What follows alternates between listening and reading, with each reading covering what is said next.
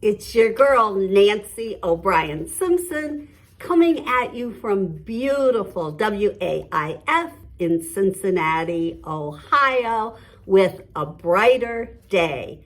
Today's topic is values, and for me, it was values and the election. Are you ready? I think this is kind of an important one. Billy was the child of a vet. His dad was in the Vietnam War. And when Billy was little, his dad took him to the gun range and they had so much fun. Billy's dad told him every day how important the Second Amendment was. He taught Billy to keep your gun safe and be responsible. He taught Billy that guns were something that Americans had a right to and that they needed them to be safe and to keep their families safe. Billy grew up. He loved his dad. He was so proud of his dad. He coached Little League. He attended church. He loved his family. Billy was a good guy, but he was all in for Second Amendment candidates who were really strong on the right to bear arms. It's who Billy was. It was how he was raised. Matt, on the other hand, grew up in a family in the suburbs, and that family was really close. When Matt was 10 years old, his cousin was killed in a school shooting. His life and the life of his family was turned upside down. His parents became very big advocates of gun control. He was taught that in the United States, we have more guns than we have people. He was taught that guns cause accidents and they kill children. And he was taught that mass shootings and crime are all tied to guns. And he was taught we need to use all our strength to control gun sales. And Matt was a good kid. And he really thought that guns were a huge problem in America. And he was all in for candidates who wanted to control gun sales. He was all in for that. It was his big thing. Mary grew up a Catholic. And Mary's mom had 7 children. Mary was the oldest. Each time her mom got pregnant, she would put Mary's hand on her womb and say, "There's a little baby in there." And Mary would talk to that little baby. Mary's mother taught her that those babies have a right to life, that they're real, and that they just have an intrinsic life, and that their body isn't that of the mother, that their body belongs to them. Mary's mother taught her that it was a horrible thing to kill an unborn child and that it was her job to protect those little babies in the womb. Mary grew up to be really pro-life, and I'm sure you can all guess what candidates Mary voted for. Evelyn grew up in a family with a mom who was a strong feminist.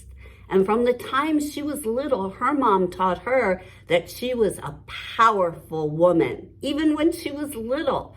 And her mom taught Evelyn that Evelyn was to be a force for good. She taught Evelyn that it was her body and that Evelyn's body belonged to her, and that abortion was a woman's right to choose what is right for her. She taught Evelyn that it was horrible that the government would dare to tell a woman what she could and could not do with her own body. She taught Evelyn that it's a woman's right to choose when the time is right to have a child, not the government's. As you can imagine, Evelyn grew up to be a strong advocate for responsible sex and reproductive rights. And I'm sure you can all guess who Evelyn put her votes for. Ladies and gentlemen, dear friends, you know I love all of you, and I've probably stepped on everybody's toes with this, but we need to understand other people. We need to get that they're coming from their own spaces, their own parents, how they were raised, and that it's okay. Somehow, something has happened where we are now demonizing people who don't agree with us. You know, families are splitting up over this stuff, but this is just how people were raised and where they worship and what and how they came to believe. And these are good humans. They have their families, they try to do good, they're good humans. When we demonize each other, we put bad vibes into the universe. When we become self-righteous, how could those MAGAs, how could those socialists, na. When we do all of that, and we are all guilty of this, and it's getting really bad, we become self-righteous. We lower our own vibe. When we demonize each other, we build walls. When we demonize each other, we fracture the very country that we say we love. There was a time, and I'm old enough to remember it, when our government actually worked together across the aisle to enact legislation. And folks, that's a good thing. It's not a bad thing. Can we all settle down? Do you think it's even possible? Do you think we could kind of can the judgment and disrespect for the other side? Do you think we could try to respect one another's values, even if we don't agree? Even if we don't agree a lot? Can we stop demonizing and getting on our high horse and being so self-righteous? Can we kind of start to respect each other?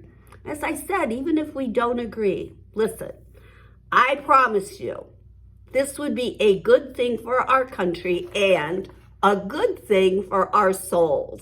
Seriously.